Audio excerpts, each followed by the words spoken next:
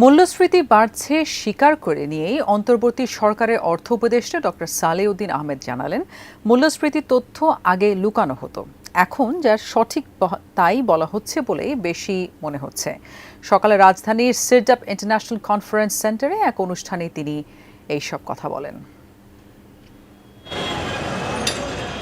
দেশের সরকারি পরিসংখ্যানের ভুল তথ্য নেতিবাচক প্রভাব ফেলেছে অর্থনীতিতে।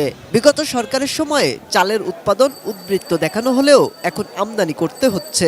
দেশ খাদ্যে স্বয়ংসম্পূর্ণ বলা হলেও বাজারে সরবরাহ ঘাটতিতে বাড়ছে মূল্যস্ফীতি। এখন গড় মূল্যস্ফীতি প্রায় 11%। এছাড়া আমদানি রপ্তানির হিসাব ঠিক না থাকায় দেশে কমেছে বিনিয়োগও।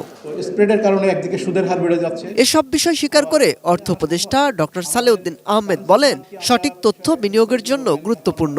এছাড়া তথ্যগত ভুল সংশোধন করে আর্থিক প্রতিষ্ঠান ও পুঁজিবাজার সংস্কারে কাজ চলছে বলেও জানান তিনি। আমরা তো বিভিন্ন দাতা সংস্থা গভর্নমেন্টের সাথে এই বিষয়ে প্রশ্নের সম্মুখীন হচ্ছি যে তোমাদের রিসেন্টলি আমাকে বলে তোমার ডেটা ঠিক আছে তো।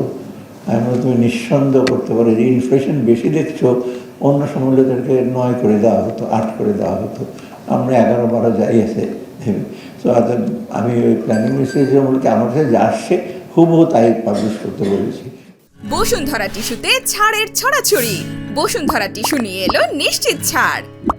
এ সময় তত্ত্বাবধায়ক সরকারের সাবেক উপদেষ্টা ডক্টর হোসেন জিল্লুর রহমান তুলে ধরেন আগামী দিনে অর্থনীতির চ্যালেঞ্জ সমূহ।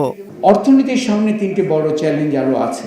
একটা তো হচ্ছে আর্থিক শৃঙ্খলা ফিরিয়ে আনা আর সামষ্টিক অর্থনীতির ভারসাম্যগুলো তৈরি করা।